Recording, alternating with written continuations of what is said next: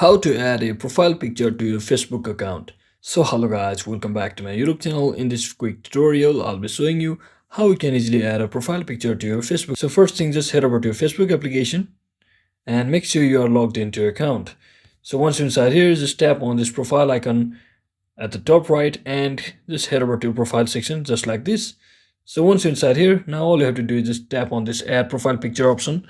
Just click right on your profile picture, and as you can see, currently I don't have any profile picture, so I'll just click on choose profile picture. You can also import from Instagram if you have connected it, so I'll just choose from profile picture just like this. And here you can see there is a different gallery photos, so I'll just select any one of these and just click on save.